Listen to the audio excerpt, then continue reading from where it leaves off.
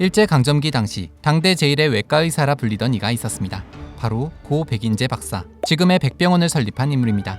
그는 의술도 뛰어났지만 민족의식도 남달랐는데요. 과연 어떤 삶을 살았는지 이번 영상을 통해 알아보겠습니다.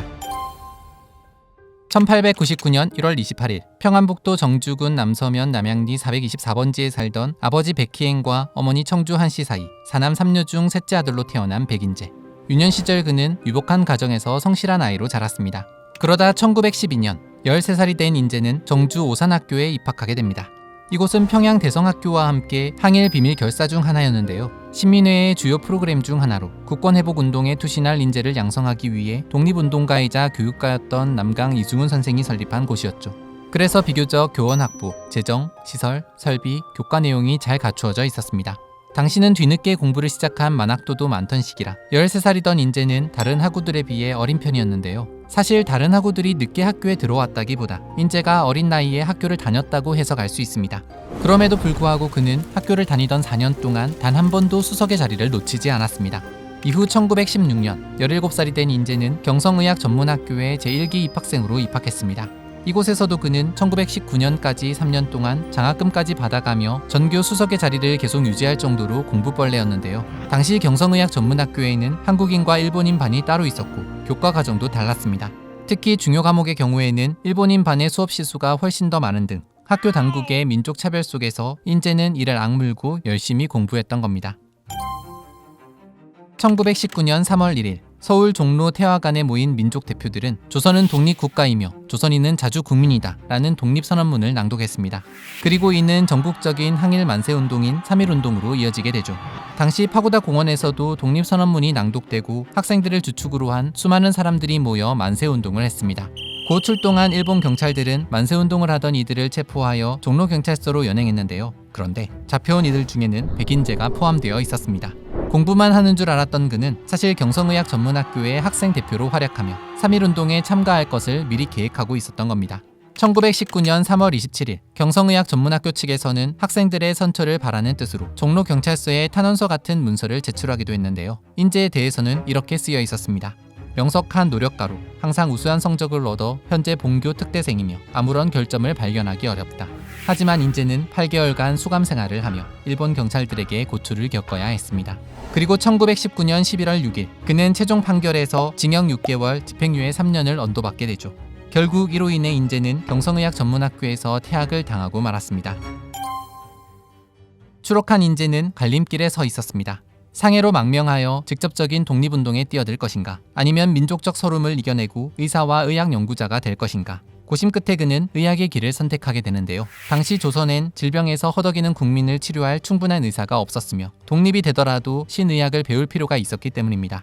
마침 총독부와 경성의학전문학교의 유아 조치가 시행되며 1920년 4월 인재는 다시 경성의학전문학교 4학년으로 복학할 수 있었습니다. 그는 비록 3학년 때까지 받아오던 장학금은 받지 못했지만 열심히 의학 공부에 매진하여 1921년 3월 전학년 수석으로 학교를 졸업하게 됩니다. 그런데 원래 졸업과 동시에 자동적으로 부여되는 의사 면허가 인재에게는 주어지지 않았습니다. 3.1운동에 가담했다는 이유 때문이었죠. 대신 총독부 의원에서 2년간 근무를 하면 의사 면허를 주겠다는 제안을 받았는데요. 억울하긴 했지만 인재는 그 제안을 받아들이기로 하고 총독부 의원 외과에 들어가게 됩니다. 의사 면허가 없었던 탓에 외과 의사의 역할은 할 수 없었고 인재는 다들 하기 싫어하던 마취 일을 전담으로 맡아야 했습니다. 당시는 마취 전문의가 없던 시절이라 외과 의사에게 마취는 아주 중요한 일이었는데요. 하지만 번거롭기만 하고 잘한 티는 나지 않아 인기 없는 일이기도 했습니다. 그럼에도 인재는 자신에게 주어진 마취 기술을 2년 동안 성실하게 연마했고 덕분에 아주 뛰어난 마취 기술을 습득하게 되었죠. 또 마취 일을 할 때를 제외하고는 의학 연구에 매진하여 1922년 12월 그는 기리하라 교수와 공저로 일본 조선인 간에 있어서 혈액속별 백분율 차이 및 혈액속별 특유성의 유전에 대하여 라는 논문을 조선의학회 잡지 제40호에 발표하기도 했습니다. 이처럼 인재는 억울할 수도 있었던 시간을 묵묵히 자신이 할 수 있는 일을 하나하나 해가는 가운데 마침내 1923년 5월 의사 면허를 받아 진짜 외과 의사가 될 수 있었습니다. 이후 총독부 의원 외과의사로 지낸 4년 동안 그는 실험적 그룹병의 연구 등 4편의 논문을 추가로 발표했고 그중 실험적 그룹병의 연구로는 의학 박사 학위를 받아 1928년 6월에는 29살의 나이로 자신의 모교인 경선의전의 외과 주임 교수로 부임하게 됩니다. 이는 조선인 최초로 관립의학교 임상의학 분야의 주임 교수가 된 사례이기도 했습니다. 그리고 이때부터 인제는 지금까지 쌓아온 의학 지식과 경험, 또 2년 동안 특별히 연마하여 습득한 마취 기술을 통해 뛰어난 수술 실력을 보여주기 시작했습니다. 소설가 이광수가 건강이 나빴을 때 좌신결핵, 그러니까 왼쪽 신장에 발생한 결핵을 진단한 건데요. 당시엔 감히 수술을 시도조차 할 수 없는 질병이었는데 이때 인제는 국내 최초로 좌신 적출술을 성공시켜 완치시켰던 거죠. 그의 제자이자 지금의 고신대학교 보건병원을 설립한 고 장기려 박사는 훗날 회고담에서 이렇게 얘기했습니다. 특히 각종 질환의 감별 진단에는 어느 누구의 추종을 불허할 정도로 정확했습니다. 당시의 대수술은 선생님의 동무대 같은 인상을 줄 정도였으며 특히 위궤양, 위암, 간담관, 유암, 갑상선 등을 수술받기 위해 오는 환자들이 많았습니다. 외과는 기본적으로 손기술을 필요로 하는 의술이었는데 커다란 인재의 체격과는 어울리지 않는 듯한 섬세한 손놀림에 모든 사람들이 찬사를 날릴 정도였습니다. 뿐만 아니라 그는 외과와 관련된 과학 지식을 자기 것으로 만들기 위해 끊임없이 노력했습니다. 덕분에 1936년경에는 세계 최초로 성공한 수술도 있었습니다. 장이 막혀서 음식이나 가스 등이 통과하지 못하는 장폐색증 환자가 있었는데 서서히 창자 안에 공기를 빼내 압력을 줄이는 상부장관 감압술이 장폐색증에서 유효한 수술임을 세계 최초로 입증하기도 했습니다. 다만 세계학회에는 1940년에 미국의 왕겐스틴이 먼저 보고했는데요. 이를 애석하게 여긴 그의 일본인 제자들이 인제의 발표 내용을 그림으로 보내줬고 이 그림은 현재 부산 백병원에 보관되어 있습니다. 한편 그는 1922년에 쓴 논문인 일본 조선인 간에 있어서 혈액속별 백분율 차이 및 혈액속별 특유성의 유전에 대하여를 시작으로 수혈 연구도 계속해왔습니다. 외과 수술을 위해 수혈에 대한 연구가 불가피하다는 점을 일찍부터 인식하고 있었던 건데요. 그래서 인제는 수혈과 공혈자 제도의 필요성을 설명하여 경성의전 교수회의 승인을 얻어 외과 내에 수혈협회를 2개 만들었습니다. 이것이 우리나라 최초의 수혈 조직이라고 합니다. 그렇게 1941년까지 경선의전 주임교수로 재직하는 동안 그는 당대 제1의 외과의사라는 명성을 얻게 됩니다. 경성의전 주임교수로 재직하는 동안 인제는 의료 혜택을 넓히고 의료 인력을 양성하기 위한 구체적이고 장기적인 방안을 구상했습니다. 실제로 1930년 독일 등 유럽을 3개월간 방문하였으며 1936년부터 1년여 동안은 독일 베를린 대학의 노르드만 외과학 교실에서 공부하고 또 미국 콜롬비아 대학, 존스홉킨스 병원, 메이오 클리닉 등을 시찰했습니다.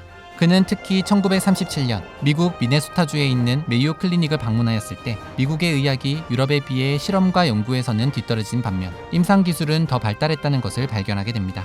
메이오 클리닉은 1889년 시골 마을에 개원한 사립병원이었는데 환자에게 최고의 의료 서비스를 제공할 수 있는 대규모의 시설을 구비하고 임상과 연구를 병행할 수 있는 연구 환경을 조성하였으며 환자의 재정적 여건을 고려한 의료수가 책정 등 식민지 의료체제의 한계를 극복할 수 있는 매력적인 요소들이 많이 있다는 걸 직접 눈으로 확인하고 온 것입니다. 이러한 경험을 통해 그는 메이오 클리닉 같은 훌륭한 의료기관을 만들겠다는 결심을 하게 됩니다.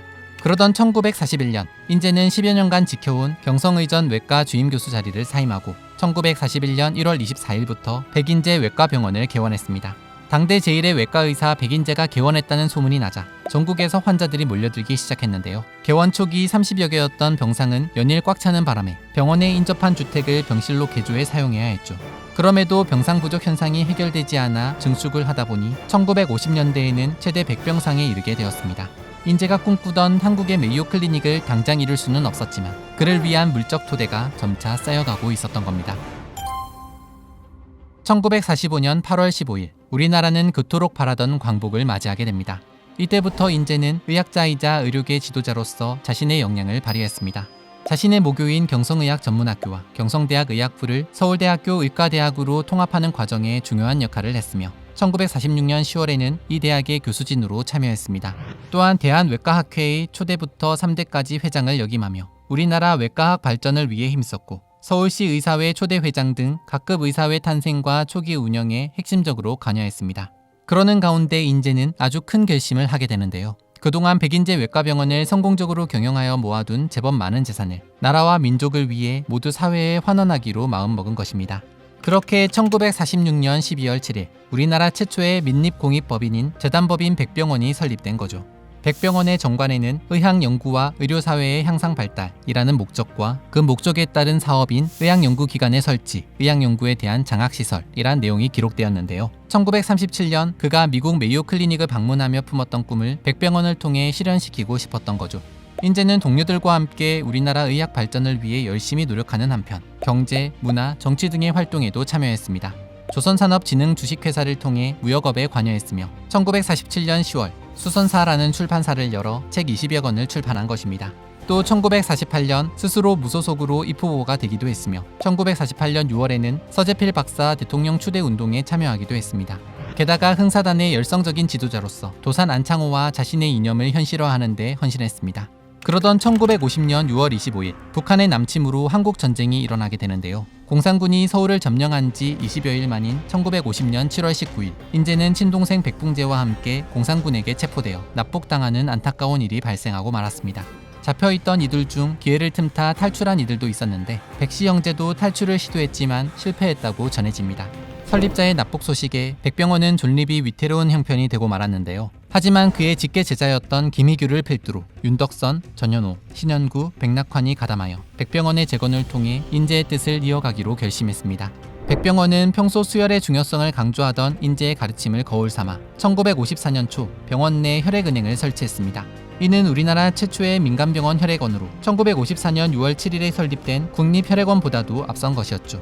그리고 1975년에 이르러 서울 백병원은 지금의 현대화된 모습으로 완공되었습니다. 이후 1979년 의과대학인 인제의대의 설립과 함께 부산 백병원을 개원했습니다. 그리고 10년을 주기로 커다란 프로젝트들을 해나가기 시작하는데요. 1989년 인제대는 종합대학으로 승격되어 지금의 인제대학교가 되었고 같은 해에 상계 백병원을 개원했으며 1999년에는 일산 백병원, 2010년에는 해운대 백병원을 개원하여 백인제의 꿈을 이어가고 있습니다. 이상 당대 제1의 외과의사라 불리던 백인제에 대해 알아봤습니다.